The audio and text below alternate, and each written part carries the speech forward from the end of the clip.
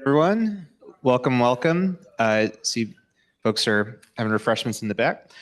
So I'm really excited to introduce everyone to our first visiting speaker of the series, Efrén Pérez, who's joining us from the University of California, Los Angeles, by way of Vanderbilt and Duke, where he received his PhD in 2008. He's a professor of political science and of psychology. And I could really give two introductions because Efrén truly has a foot in each of these worlds. And by evidence of that, he leads both the Race, Ethnicity, and Politics Lab and co-directs the Intergroup Relations Lab, Psychology. And his work really bridges psychological theories of identity and system justification with political theories of collective action to capture solidarity or feelings of shared interest among minoritized groups. Drawing on experimental and correlational evidence in groups that tend to be under-included in survey research, Efrén identifies the predictors of and obstacles to coalition building across diversity. So again, I could give two lists of accolades, publications. His work has been published in PNAS, Social, Psychological, and Personality Science, as well as the American Political Science Review. Efrén is also the author of 4 books: Voicing Politics, How Language Shapes Public Opinion, Diversity's Child, People of Color in the Politics of Identity, and Racial Order, Racialized Responses, as well as Unspoken Politics, Implicit Attitudes in Political Thinking. And finally, awards, again, 2 different disciplines, 1 awards within political science, such as the Best Book Award from the Race, Ethnicity, and Politics section of APSA, and the 2023 Robert Lane Best Book in Political Psychology Award. So his talk today will join these parallel strands, bridge these disciplines, taking stock of solidarity between people of color in U.S. politics. So please join me in welcoming Efrén Pérez.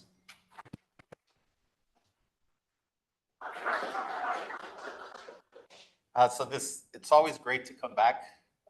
Thank you for the invitation. There's a lot of people in the room that have been very strong supporters from when I was a sort of a late graduate student. So it's always a really nice feeling to come back and then share your work and get some input on it. So I'm going to give you an overview of some work that has been published, work that is in progress, but all under the same research program. And that is on a research program focused on political relations between various communities of color across the United States. So this is sort of an area of work that I started before I left my previous institution. And then I think thanks in large part to the kinds of students and actually faculty in psychology that I'm exposed to and have relationships with has sort of grown, right? There's still plenty of room here is sort of the thing that I want to impress upon you is that it's one set of answers that I think we have some evidence for, along with a lot of other open-ended questions for a phenomenon that I think is sort of staring us right in the face and likely to become a very sort of central feature of American politics going forward. And that's just simply when do these groups sort of become allies? When don't they? Under what conditions, not only psychologically, but perhaps institutionally and structurally. So before I get going, a lot of this research, I think people get the impression that I'm the one sort of producing it and, taking the lead on and whatnot. And the reality is that I'm lucky enough to have a set of both undergraduate and graduate students that are go-getters, right? That are sort of really ready to roll up their sleeves, get their hands dirty, and start testing some intuitions that we have. Sometimes they work, sometimes they don't work. But the lab that I run at UCLA, the REPS lab, is sort of that research team. And it's a really sort of collaborative space, especially for questions having to do with race, ethnicity, and politics.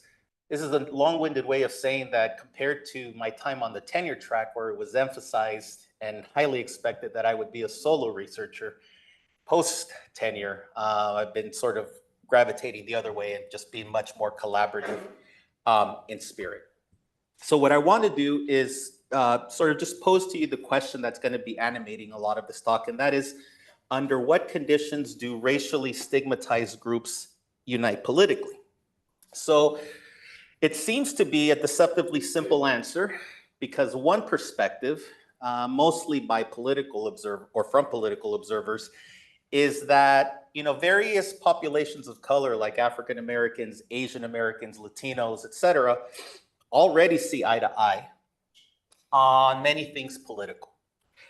And the reality is that although they sometimes see eye to eye, I would say that about 30 years worth of careful research, a lot of it in sociology and in political science, would tell us that the modal outcome or experience between different communities of color is one of either suspicion, conflict, sometimes outright violence, right? Which means that there's sort of an uphill that we have to climb to get members of some of these populations to see themselves as being part of the same political alliance or coalition.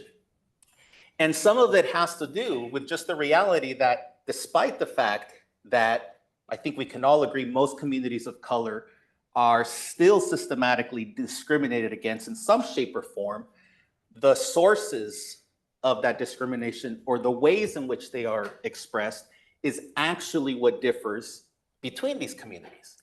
And that in and of itself can sometimes pose an obstacle to members of these groups working together. And so I have a quote here by two very distinguished sociologists, Michael Omi and Howard Winant, who write that the US has confronted each racially defined minority with a unique form of despotism and degradation. The examples are familiar. Blacks were subjected to slavery, Mexicans were invaded and colonized, and Asians faced exclusion.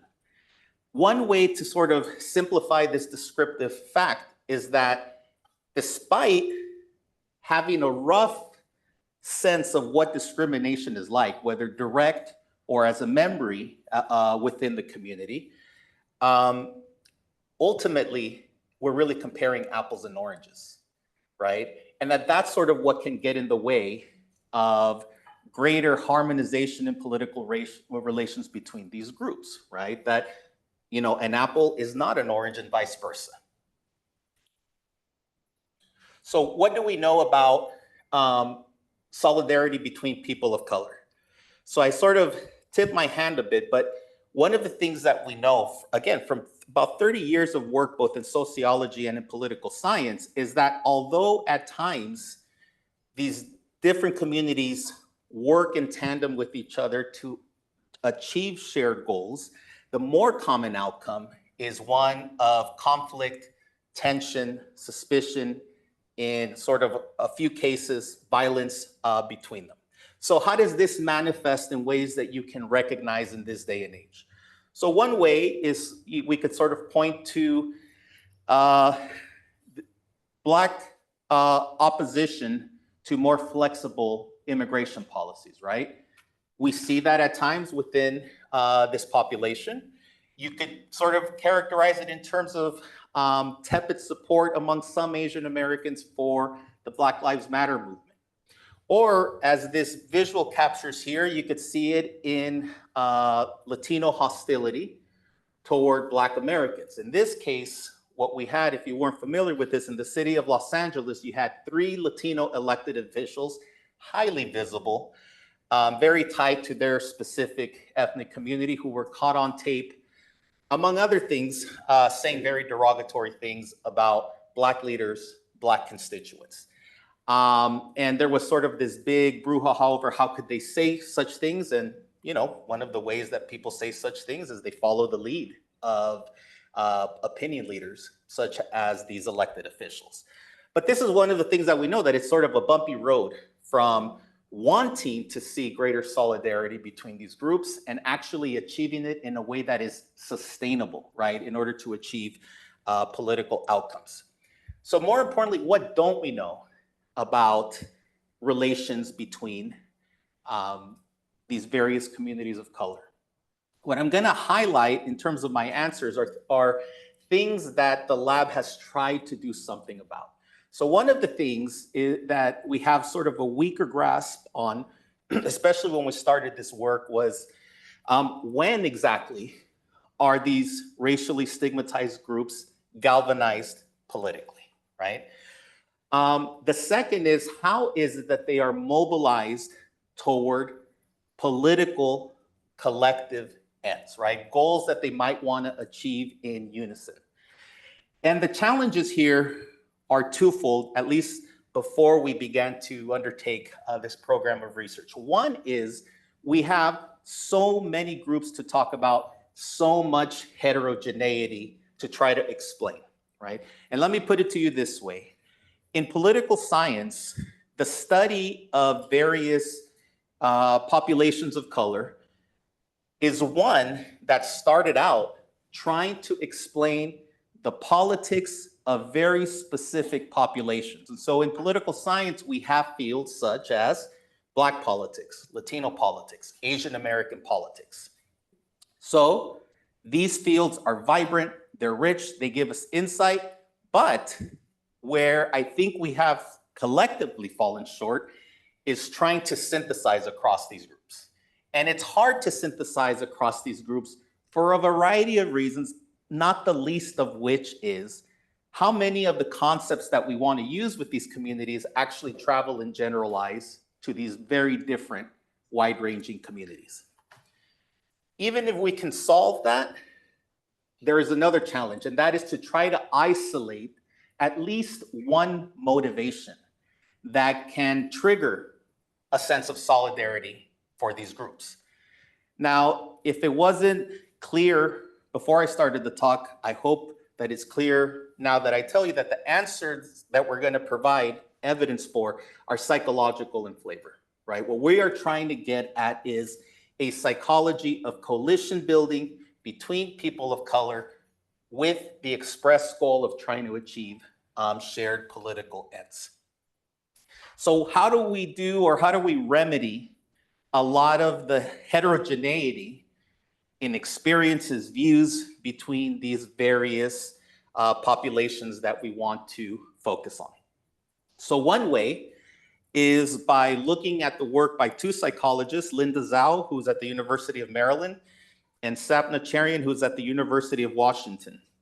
In 2017, they published a very influential article, at least influential to us in the lab, depicting a slightly different take on relations between white and non-white groups as far as their stations in society, or what we would call a racial hierarchy. The standard thinking, and this is something that happened in psychology, sociology, political science, is to really view America's racial hierarchy as being very top-down, in the sense that white Americans were considered the more powerful group, the higher status group, sort of the agenda setter, right? The group whose members have influences over the outcomes of all these non-white populations. And what Zhao and Cherian did is to sort of inject a little bit of nuance, right? By borrowing different threads from political science and sociology. And what they argued is that we can actually rearrange these groups and think about the hierarchical relations between them in terms of two considerations. How superior or inferior is a group stereotyped as? So what does it mean to be an inferior group? You are typecast as being prone to criminality, typecast as being mostly uneducated, typecast as being politically impermanent, right? You're always protesting, et cetera, et cetera. That's one dimension. The other dimension is how foreign or American is a group stereotyped as. And what you see in this 2x2 is that white Americans still retain their relatively advantaged position in America's hierarchy, but now you see both differences and commonalities between the other non-white groups. So for example, on the Americanist dimension, even though Latinos and African Americans are both stereotyped as being relatively inferior in comparison to these other groups, African Americans are actually perceived or stereotyped as the more American minority than Latinos, than Asian Americans. Similarly, although Asian Americans and Latinos are both typecast as being being foreign, perpetual outsiders, Asian Americans, unlike their Latino and Black counterparts, are viewed as being socially superior, right? This is captured by the model minority myth, right? The idea that all Asian Americans are well-to-do, they have the right culture, and perhaps more importantly, they're less impertinent than their Black and brown counterparts. And so for us, when we sort of got into this research, the main thing that sort of jumped at us is how, despite the nuances in the positions, there are also some areas of commonality, right?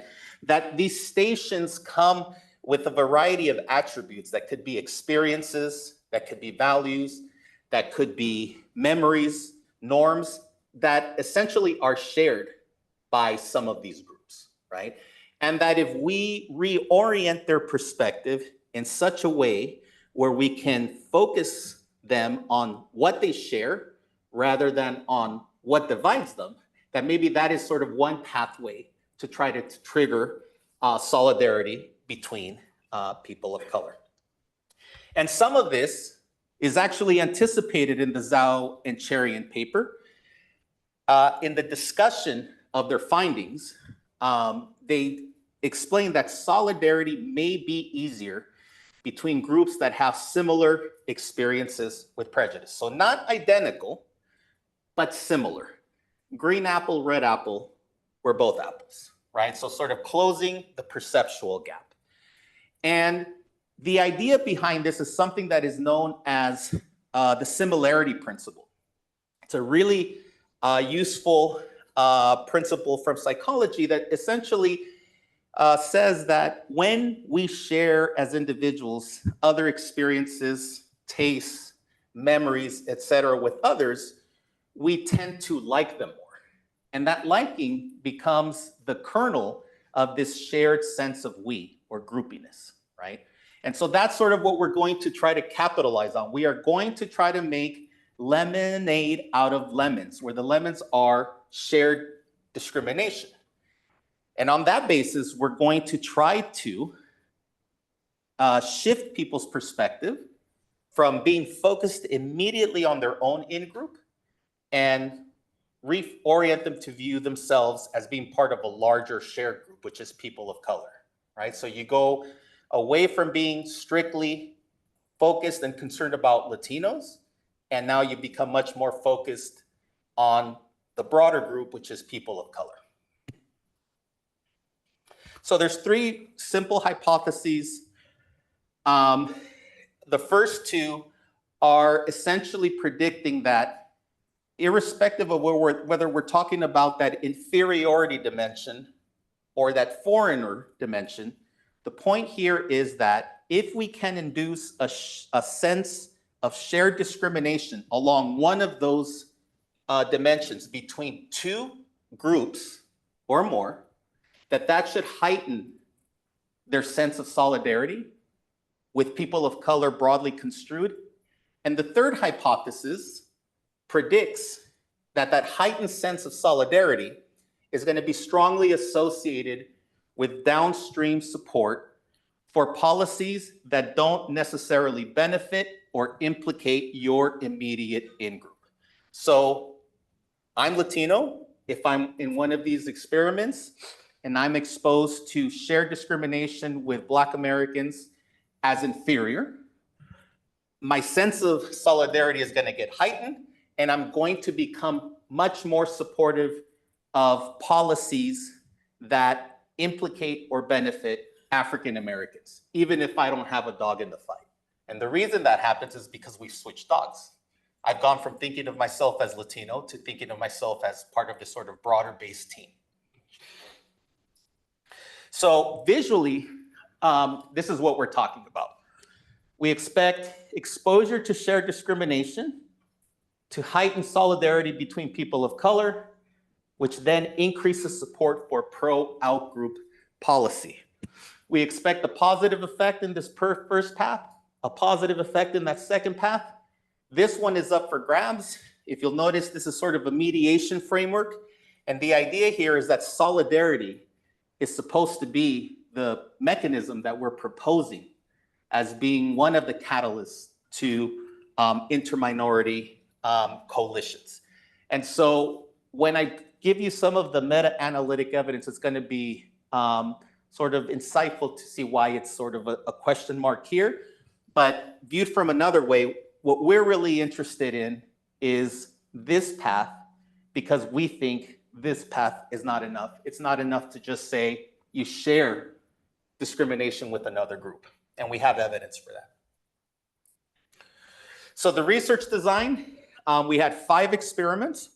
They were all conducted on the same online survey platform, Dynata, what used to be Survey Sampling International. Each of the samples was generally matched to US Census benchmarks for education, age, and gender.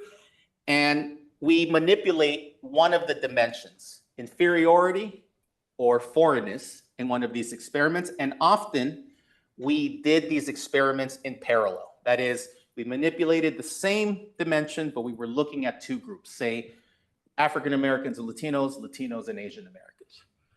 The studies have the same structure, and part of why they had the same structure is twofold. The first time we tried it, we didn't know whether we were going to find any evidence. That's the honest truth.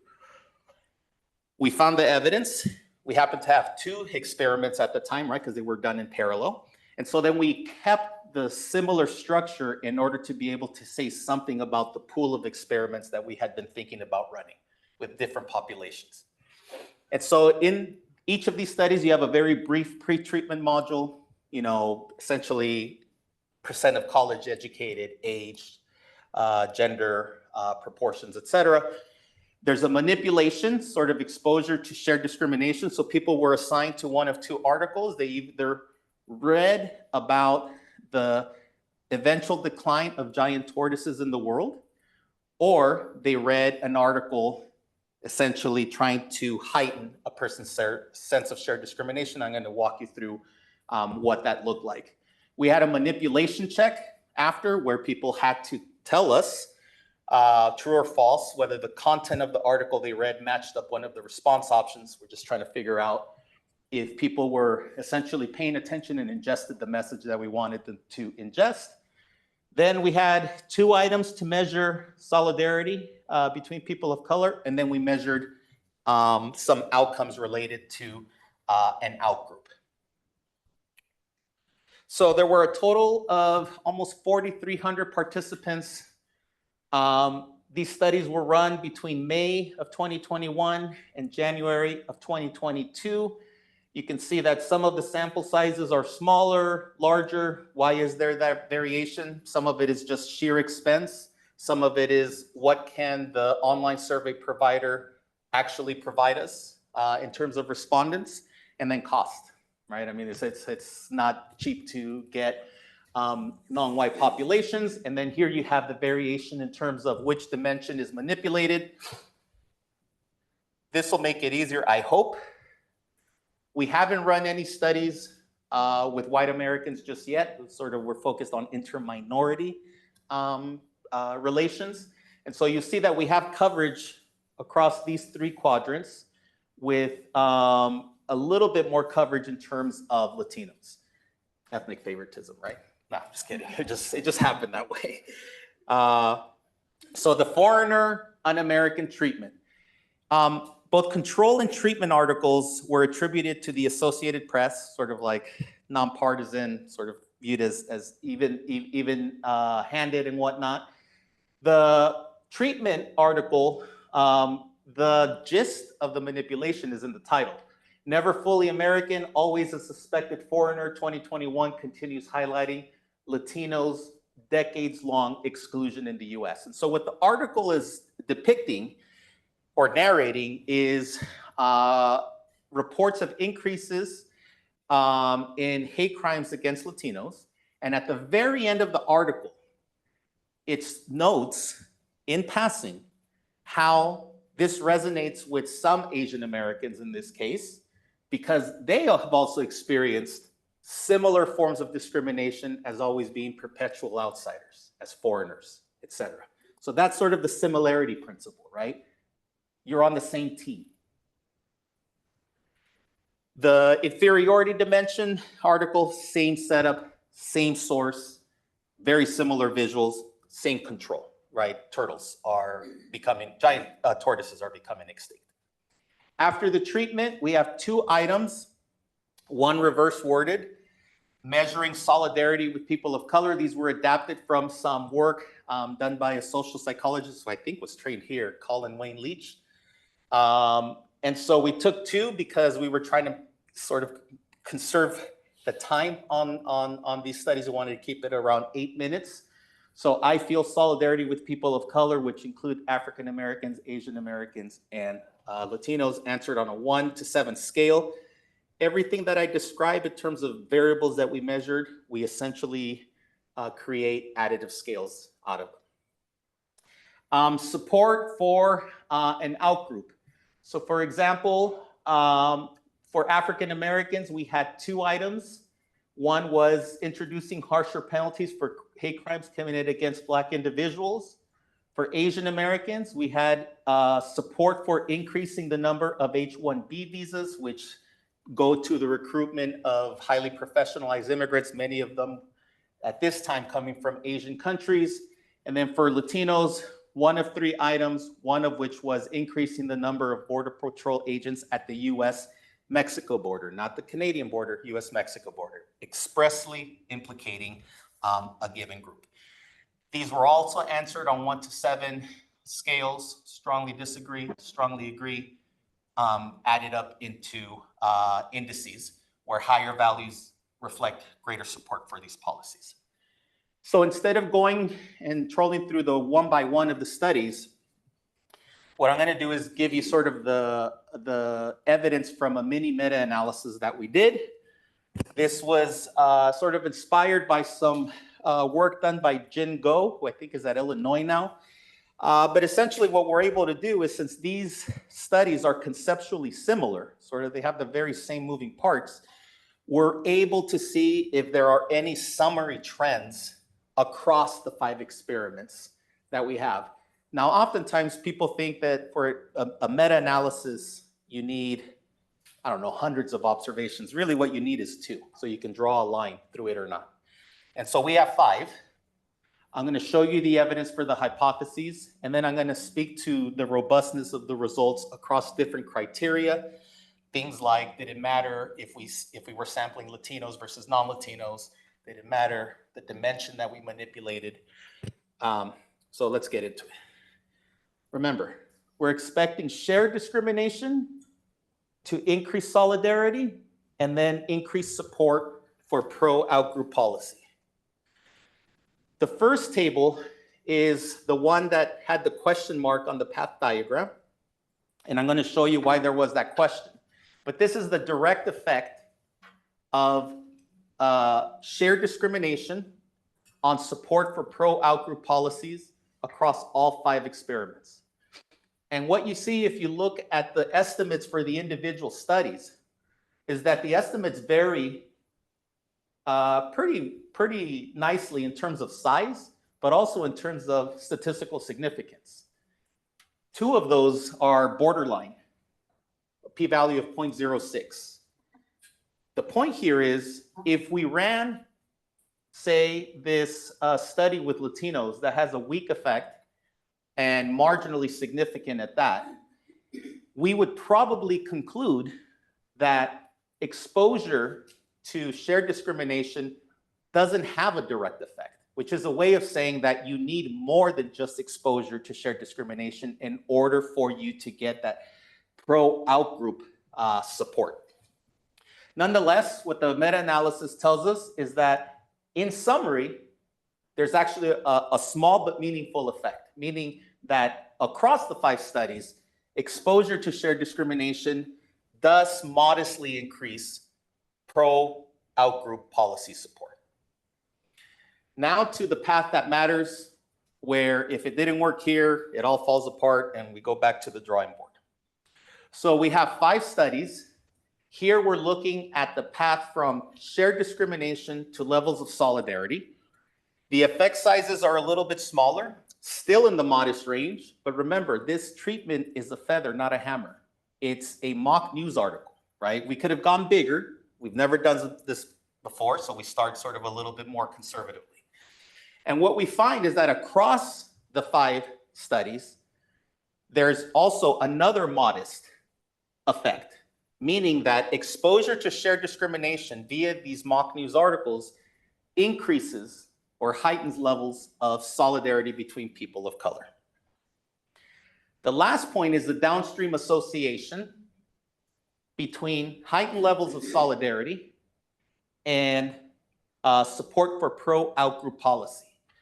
And what you see there is that across the study by study and across the 5 studies, you have a pretty chunky association, right, between heightened solidarity and support for pro-outgroup policy. In the meta-analysis, that association is roughly around 0.36, which I think for most political scientists would be like, yes, right? Another way to say that I'm not crazy that it's yes is if we actually transform that correlation into what is known as a D value, so a standardized mean difference. Think about standard deviation units. What you're saying is that higher levels of solidarity seem to increase support for pro-outgroup policy by almost 3/4 of a standard deviation. So what's happening in the full setup is that a light touch of a treatment has a modest effect, which downstream seems to be strongly associated with support for pro-outgroup policies. So if we put in the coefficients for each of these paths, you see that we're finding evidence for that proposed mechanism, right? Across the 5 studies, it appears that we can catalyze solidarity between people of color by inducing a sense of shared discrimination. And this heightened sense of solidarity seems to be strongly associated with downstream support for pro-outgroup policy. I've been trying to be very careful about how I talk about the downstream path because some colleagues in political science ain't having it with mediation designs, right? So for the folks that are causal inference fans, right? If you're paying close attention, what we have in the experiment is we've manipulated the cause, but we've only measured the proposed mechanism. And so the risk is that there is some unobserved confounder in the downstream path, right? A variable that might be correlated with M and with Y that we didn't measure or that we are unclear about, and that association is basically artifactual. Now, one of the ways we try to do, 2 ways we try to address this statistically is the meta-analysis actually controls for liberal ideology, right? So that you don't confuse solidarity with ideology, which would both in principle push in the same direction. There's another way to address this, and it's through what is known as a row. It's just essentially, the idea behind it is this. If there is in fact an unobserved confounder in the downstream path, that means that the error terms between the outcome and the mediator should be correlated. And so what we're trying to do is figure out how large or small does that correlation have to be in order for that indirect effect through solidarity to basically vanish to 0, right? And the answer is, it's a pretty moderate correlation, roughly about 0.33, and this is already controlling for ideology. So as a way to benchmark this, if you look at experiments of public opinion that have been reanalyzed using this approach, this falls right in that range of being moderate. So yes, tentative, provisional evidence, not that this is causal per se, but that it is viable, that is worth our time of more investigation.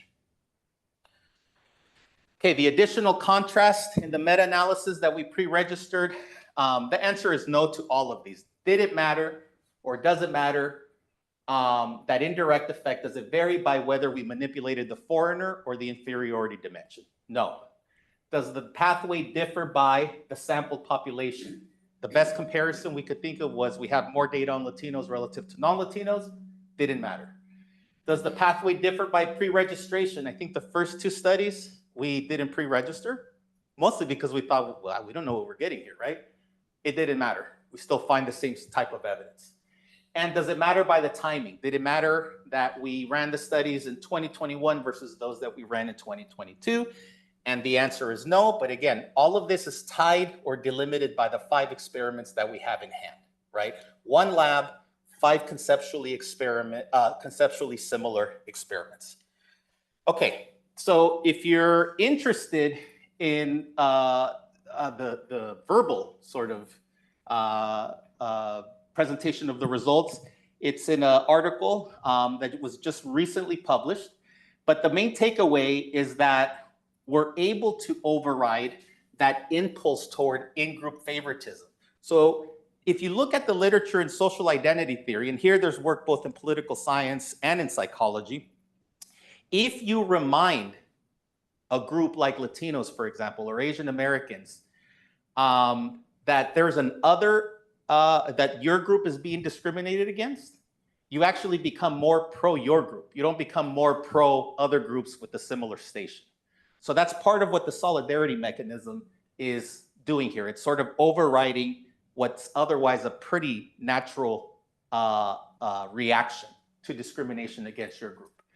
And we're doing this via the similarity principle, which we think is what's feeding into this solidarity between people of color. The pathways we think, based on this evidence, viable, statistically, theoretically, right? And so I think the sort of more constructive way is that with 5 experiments, there seems to be some evidence for thinking that we have a framework that could explain the politics of at least the groups that we were able to sample. So new questions. There's a lot, right? Like when you do studies a few times, you end up realizing that you could have done things better, right? And then sometimes the questions that arise are just like new theoretical questions, new methodological questions. So there's 3 that I'm going to try to speak to today. One is, can we improve the measurement of POC solidarity? So we had 2 items, and truthfully, we were never able to validate them across groups because we only had 2 items, right? So any psychometric analysis that can give us info on that is going to be tough, right? Second is, how persistent is the solidarity that we observed in those 5 experiments? How resistant is it to real world threats to it, right? So can we stress test this solidarity between people of color to learn something about how fickle it may be? And then, is there better evidence that the downstream influence or the downstream association between solidarity and support for pro-outgroup policies is more causal than we could say with the studies that I showed you? So we're going to stress test this solidarity mechanism. So I had one, he's a junior colleague. He contacted me and he says, hey, have you ever thought about stress testing solidarity? I said, what do you mean? He said, well, my wife is an engineer and they're always stress testing things, like when they fall apart. Like, have you ever thought about making it go away? I said, I hadn't, but do you want to work on something together? So this was a project that Jae-Yeon Kim is on. He's a political scientist by training. Kashina is actually now a rising 3rd-year psychology student of mine in psychology. What we did is follow the same plan of attack that we had before. We're going to try to heighten a sense of shared discrimination. And then we're going to try to undercut its downstream influence. And so the inspiration for this comes from a literature mostly in medicine about how to better study mechanisms or mediators, right? And the idea is simple. There's a lot of design-based ways that you can do rather than statistical corrections to it, right? So one approach is what is called a blockage experiment. And the idea is if your manipulation turns on a given mediator, then a downstream manipulation can, in principle, turn it down or turn it up some more. And that is one step closer to saying this is probably causal, right? So we ran 2 experiments. We're trying to see this out, and we decided to focus on the opinions of African Americans. And the theoretical reason is straightforward. In my work on people of color and their identity as a person of color, both Black and non-Black minorities point to African Americans as the prototypical person of color. They define the group, its norms, its values, its attitudes. So you can think of these 2 experiments as testing a most likely case. If we don't find evidence of what we're looking for, it's not going to be looking good, and we have to start thinking like maybe the design was wrong, et cetera, et cetera. So again, same approach, activate levels of solidarity by manipulating shared discrimination and then introducing another downstream manipulation to try to see if we can move the relationship between heightened solidarity, support for pro-outgroup policy.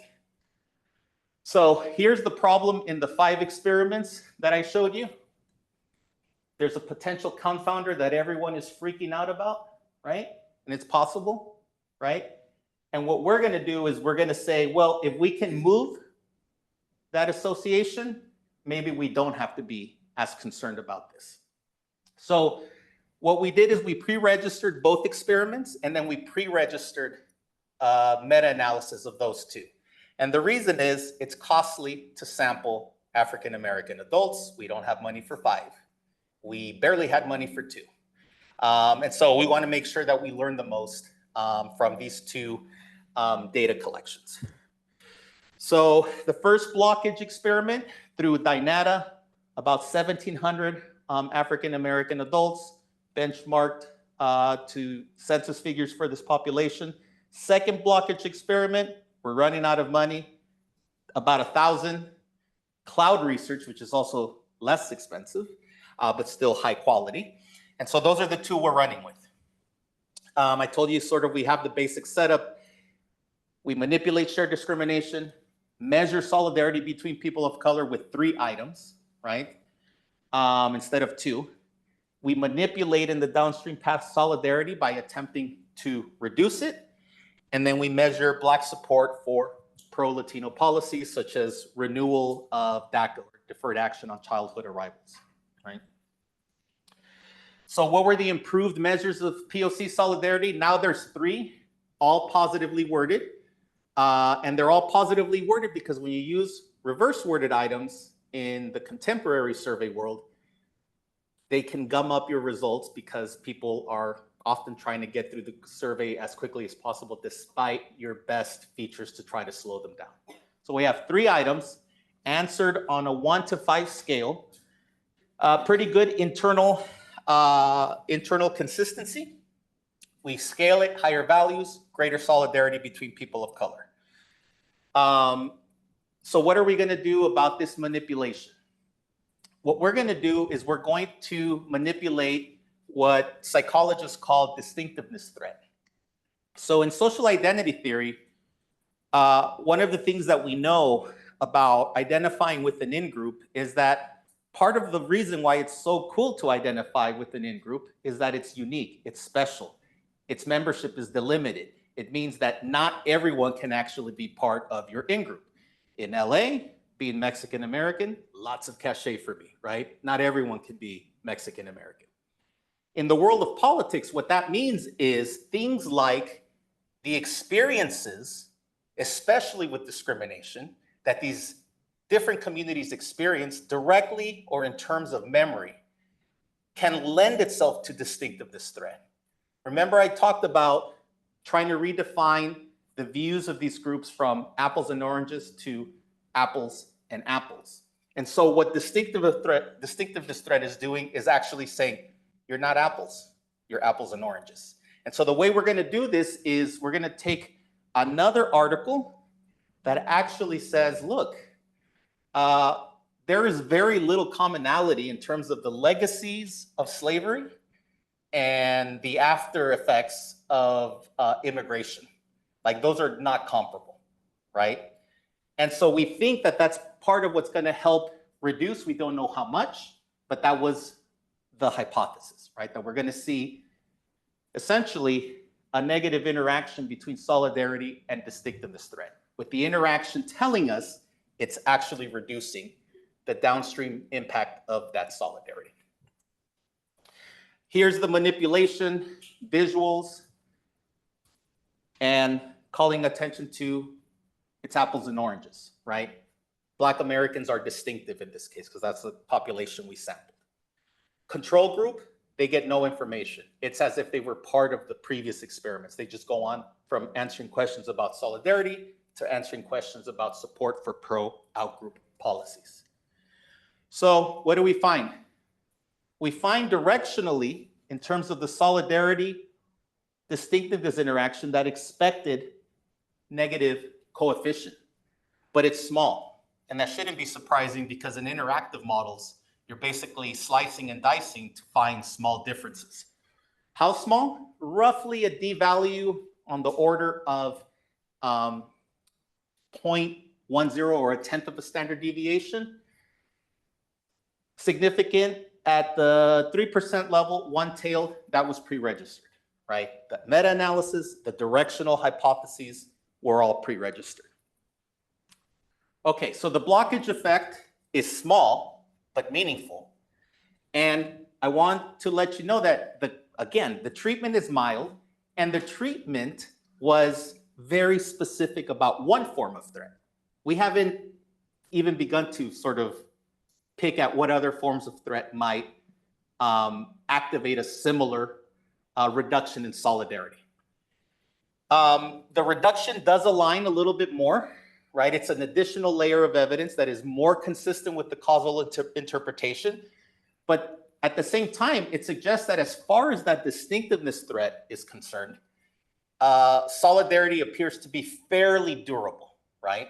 So not impervious to influence, but somewhat resistant. So what's the challenge? We can always complain about everything. I'm going to say one big challenge here is everything I've shown you is experimental. We have 7 experiments. We've been collecting data on a survey panel, 3 survey waves that sample African American adults, Asian American adults, Latino adults, and now multiracial adults, people that pick more than one race.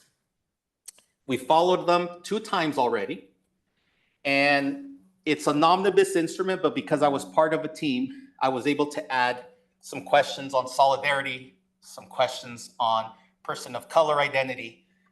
And so now we can sort of start looking more at things like stability, the sequencing between these variables, but it's the stability and the meaning of these items that I was particularly interested in.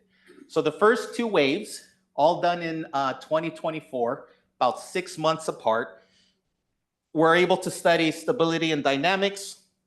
There's 1 published paper and actually now 2 under review. There's 2 under review because 1 got immediately rejected at the desk last Friday. We're like, okay, we got to go somewhere else. Okay, so here are the items. It's the 3 items that we saw in the 2 blockage experiments. And so now we administer across the board to these 4 populations, and we have 2 iterations or 2 readings of these items.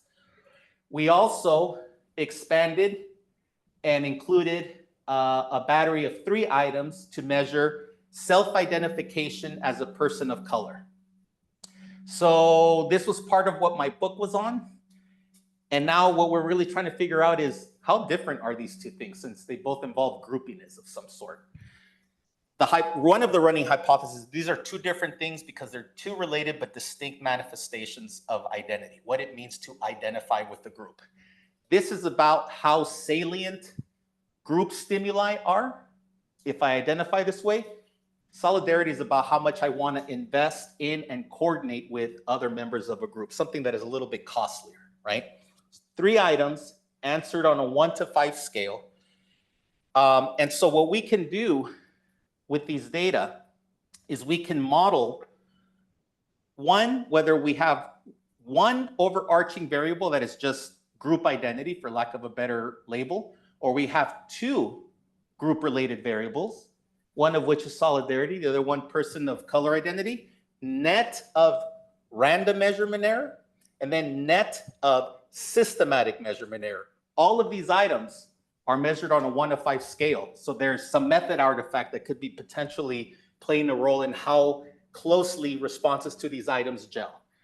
And the take-home answer is we're looking at 2 very different forms of identity that are related, as you might expect, I think on the order of like 0.4 or so. So how high is high? That's roughly in the range of the correlation that you would see between measures of nationalism and patriotism, and we wouldn't say that they're the same thing, right? So again, correlated because they're supposed to be correlated, but we can actually distinguish between them empirically. More importantly, we run what are known as measurement invariance tests or measurement equivalence tests. This is the idea that when you have heterogeneous populations, you could end up finding differences in mean levels or average levels of a construct that are related to item quality. You're measuring 2 or more different things with a set of items that you say is measuring one thing, right?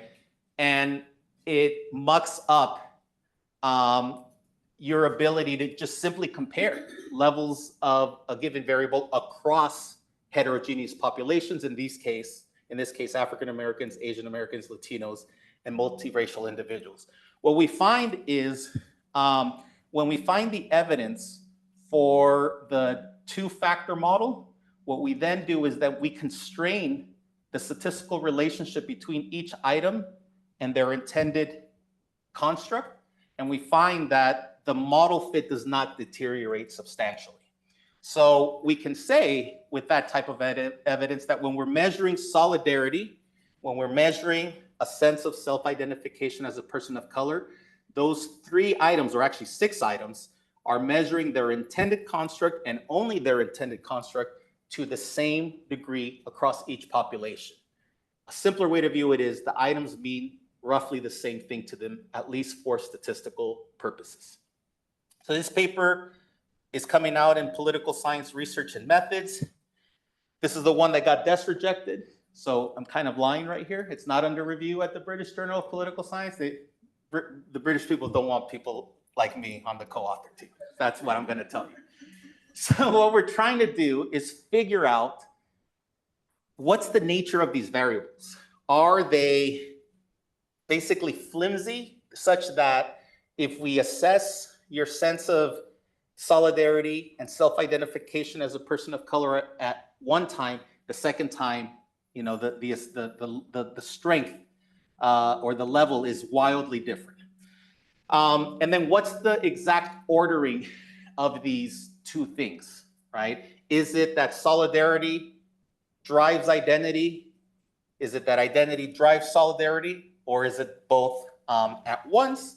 And then those 2 attributes that I just described, are they the same or are they different for each of the 4 populations in this panel? And so what we find is that both solidarity and identity are highly stable. The test-retest correlation for solidarity across the entire sample is roughly on the order of 0.66. So what that means is that we have a pretty good sense that what you thought about 6 months ago in terms of your sense of solidarity is still roughly there, again, 6 months later. A person's sense of identification as a person of color, a little bit more stable. I think it's a test-retest correlation of about 0.7. And what we find is that current levels of POC ID, or self-identification as a person of color, increase future levels of solidarity with people of color, but the reverse doesn't happen, right? And again, this is net of random measurement error and net of systematic measurement error in the form of method artifact. That is, the response scale that people are using is the same across both of these questions.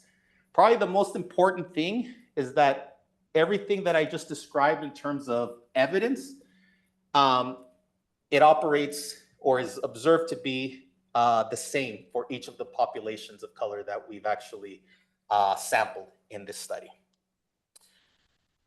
All right, so where are we now? So this paper is done, but now my co-authors are telling us how much it sucks.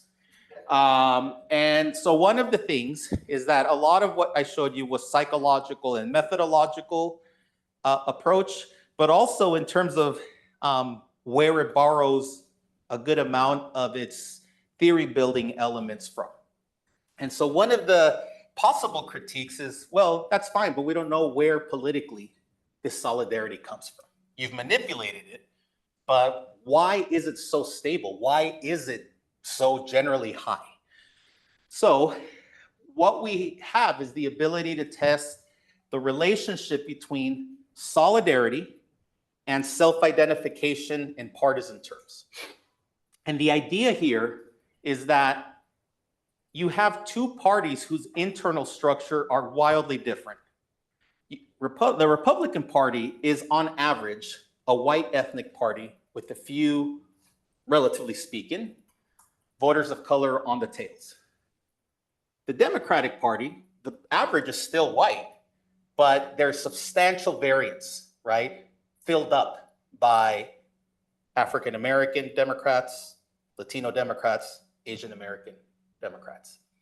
And so our reasoning is that that internal structure, that difference, makes it so that Democrats have to figure out how to coordinate these different groups together, right? And so partisan self-identification becomes a crucible for allyship. It's one source of learning how to collaborate with these groups. And so what do we find? We find actually some pretty sturdy evidence that solidarity levels now increase your degree of democratic self-identification 6 months later. And then once again, there's a feedback loop where higher levels of democratic self-identification increase your levels of solidarity between people of color. That relationship longitudinally, net of some covariates, things like political awareness, et cetera, net of random measurement error, net of systematic measurement error. That is it, because I'm tired.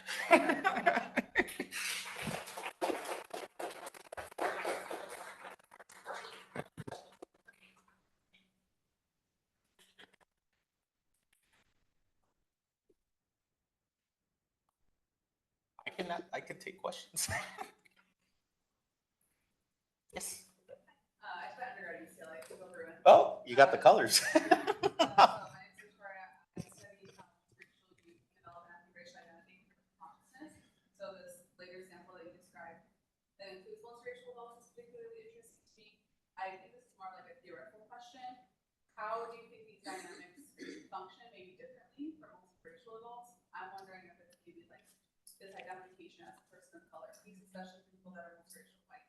Yeah, so I mean, it's a great question because it lends itself to different tests. So one proposition would be, look, if we're drawing multiracial Americans out of a sample of people of color, then on average, they're gonna identify with this larger group consistent with how these other people are. But social psychologists would tell us, actually, it depends on where within the group you fall. So every group, racial or otherwise, is essentially a distribution of attributes that define a group and then variation around that average. And so if I told you that Black Americans are the prototype or the average person of color, multiracial individuals are actually on the tails. How do I know that? For the book that I published, I did some in-depth interviews, and the handful of multiracial individuals consistently would say things like, I identify as a person of color, but sometimes I feel like I'm not fully welcomed, right? So it's interesting because the people that are what psychologists call marginal in-group members or peripheral in-group members, those people on the edges, if they want to be part of the group, they can be strongly motivated to act on behalf of the in-group's interest. So I would say is, if you look at their levels are generally sort of what you see others, but in terms of how that identity influences their behavior, I think it depends. It's sort of like a very straightforward person situation. Like, what am I called to do on? What are my incentives to stay within the group and follow my wish to be part of the group? And then what's pulling me in sort of a different direction? Yeah. Yeah. Thank you for the talk. I have a question about to what extent you see this model applying to like intersectional identities. Basically, some of the same things about whether experiences are seen as equivalent or not. You see it also applying kind of like heterogeneity within individuals. Yeah, so I mean, that's part of how intersectionality as a framework started, which is you're trying to sort of cut populations by these sort of more monolithic categories when it's really in the interconnections. So one way to view it, consistent with what I was describing this work, is for an intersectional identity, the attributes that are what form intersectional identity is basically some non-random draw of attributes from the component populations, right? So one way to view this framework is maybe we don't have to use the 2x2, but we can definitely capitalize on what would be the shared attributes for, say, an intersectional identity between these three sort of strata, right? That would be sort of the conceptual argument. I don't know empirically how the data would come back, is what I'm saying. Yeah. Yes? I have 3 questions, so let me know if that's too much. No. This is a quick clarifying question. I missed what the definition of MENAs were. It was on the, Oh, MENA. Yeah. It's Middle Eastern and North African. Oh, thank Yeah. you so much. That's helpful. And then 2, I liked the way that you the foreign to American versus inferior to superior term. It just was a helpful visualization. Based on that, bringing back what you're talking about in the beginning with the Latino elected officials making racist remarks about Black Americans, what would you say as a scholar would be the cause of that? Like, I'm aware that there might be like this mimicking kind of white supremacism and blackness from higher officials, but if you wanted to go more on depth on that, what would you Yeah, say? so we have a paper that was published on that. It was a set of observational analyses, and I want to say 3 experiments, but the idea was, why do some people of color express anti-Black prejudice? And so we focused on the case of Latinos, and the idea was it could be one of 2 possibilities, right? So Latinos as an ethnic group are racially stigmatized. This is why this sort of shared discrimination does some work on them. But it's also the case that they have access to other identities that are sort of higher cachet, right? And so being American is one of them. So it doesn't mean that they get to be the defining members, but it does mean that they get to be on the tails of the group, right?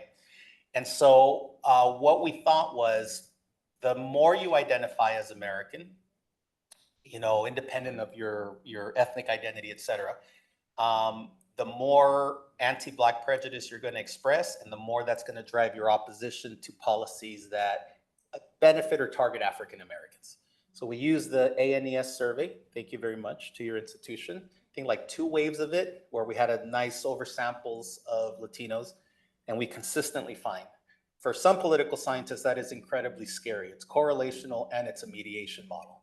So then we went and we did 3 experiments, and what we were stuck on was whether what mattered was that you are climbing up in your American status, and so that's why you become miserly with your attitudes toward African Americans, or is it that you feel you're falling down? You're falling sort of outside of the category. So we found very inconsistent evidence for the climbing up hypothesis, but we found very consistent evidence for the falling down. And the treatments that did the work there was describing how Latinos aspire to be American, and that some of them are fitting, they're buying homes, cars, things that are true, but that, lately they've been dropping in status and they risk becoming more like African Americans. That triggers racial resentment, which then has a really strong effect downstream on opposition to policies like affirmative action, anything that is coded with Black people. That's what happens. So how it relates to the incident in Los Angeles, because I wrote 1 or 2 pieces for popular press. So the standard explanation is this whole rigmarole about how Latinos bring this stuff from Latin America. They don't need to bring that here. It's right here. They learn it here. They learn, one, that it might be advantageous to be white, which I don't think has to do with skin color. It has to do with ideology, right? And that there's a high cost to being associated with Black people. So under some circumstances, that cage gets rattled and you get sort of people to sort of turn their backs, so to speak, right? So what it's saying is you're talking about, I think, a 15-member city council in LA. There's lots of variation in terms of race of the elected official, and you have 3 Latinos basically feeling like it's their turn, to increase their power, and voila, they sort of, they're caught on the hot mic saying that stuff. Maybe it's rattling to academic audiences. I think I told Nick's class, I worked for 3 years for a campaign consulting firm that was primarily running campaigns for Black and Latino elected officials. You would hear that kind of stuff all the time, right? So part of what's happening is it's control for zero-sum resources along with strong identities. And yeah, it's not surprising. You don't like to see it, but I wouldn't say it's surprising. Yeah. Thank you. Mm-hmm. And then my other question is going to be, how in the future do you see creating models of solidarity between Black Americans and Asian Americans? Because those were the 2 groups that didn't have. Yeah. One of the 2 groups who didn't have any overlap. Yeah. So, this is sort of where things can get sort of reoriented, deepened, et cetera. So the 2x2 is useful in terms of you seeing greater clarity in terms of what spaces are shared. But it's also very black and white if you focus on it the way you did, right? Which is, wow, Asian Americans are over here, African Americans are over here. The reason that model works is that the attributes that define each of those in-groups are fairly sticky. It's not that they don't change, but they take a while. So part of what you would need to see is a redefinition of what Asian Americans and African Americans might have in common. And I think I told Nick's class, nature provided that in the wake of the pandemic, right? This upsurge in hate crimes, which is something that the average African American knows about directly, indirectly. And so it wasn't about them being superior. It was, about them being a foreigner. It was actually being foreigner, and we also don't want to be around you or touch you because you might get us sick, right? So it's a redefinition of the group's defining attributes. And so some of that can be used to, actually, anecdotally, that's part of what you saw in the wake, depending on your source of information, right? Which was people were saying, hey, this looks a lot like X, and we have no business doing X, right? Yeah. Thank you. Mm-hmm.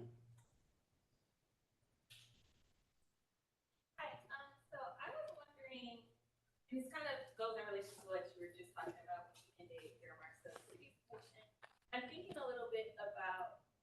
how you conceptualize distinctiveness threat, and I'm thinking about it in relation to more so a betrayal threat, which is kind of like you were talking about, like, oh, the Latino officials saying anti-Black remarks, thinking about how that would make members of the Black community feel. And the way that I'm thinking about betrayal, the concept of betrayal, kind of what you were just talking about, how does it affect African Americans to see? I think what you were getting at, correct me if I'm wrong, is that the solidarity level would kind of increase post-COVID, seeing the anti-Asian remarks. But then that happens, and then as an African American, not me, but just think about that in terms of the example, then you see the affirmative action things that are going on. So would that be kind of like a sense of like, you feel betrayed, like, wait, I thought we were playing on the same team, and now we're not. And that's not to say that majority of the Asian community feels the way that it's been marketed to about the affirmative action, but just thinking about that in terms of something to kind of work in tandem with distinctiveness threat. So maybe a conglomeration of distinctiveness threat and betrayal. And what that Yeah, so that's actually part of why I was mentioning, we studied one thing, and there's different forms of jeopardizing a group's commitment to this larger category at the risk of their own in-group, right? That's what makes this so tricky. The reason we started out with distinctiveness threat is, we're already operating in a wheelhouse that is very influenced by social identity theory and self-categorization theory. So we were trying to work with something that's already organically part of that way of thinking. Now, if we sort of go broader and start synthesizing those lines of work with work, say, like on realistic group conflict, where what's up for grabs is like positions of power, which is sort of what was happening in that LA thing. So it could be just that. It could be betrayal. I would say the point behind testing them is having some nice theoretical moorings so we can explain why they work and then maybe why they would not work. But what I would say is, if you want to do better than this, so one of the things that the blockage experiments did that I didn't sort of highlight, unlike the other experiments, which were one-way communication flows, so you're getting, hey, think of yourself as part of a larger team. There's never another message coming back like it was in the blockage experiments. And so that two-way, however rudimentary, is very emblematic of what happens in politics. Is sort of you're being sort of dosed or dosaged with countervailing messages, right? And so the idea would be, can you resist it? Who is more likely to resist it? So one of the things that the studies never did was we never looked at political identity as a moderator. That's still a possibility, right? So yeah, the betrayal stuff, I honestly think that some of it is basically like that I don't think it goes away, but it definitely would undercut it more based on like what we've learned so far, if there is even something heavier at stake. You see what I mean? Than just your group's sort of sense of how they think of themselves. It could be what you think of yourself and what you think you deserve relative to sort of these other communities. And that's really what the stuff in the LA City Council was about. Black elected officials have been in the LA City Council much longer than Latinos are basically newcomers in terms of like maybe the last decade. But Latinos now, a lot of those elected officials are sort of the mindset like, well, we're here, we're the majority of the city, it's our turn, right? And it's like, well, yes and no, right? Like you still have like these other 9 people you have to sort of contend with, and that's sort of where things can get sticky, right? Or stickier, right? That's sort of what I would say.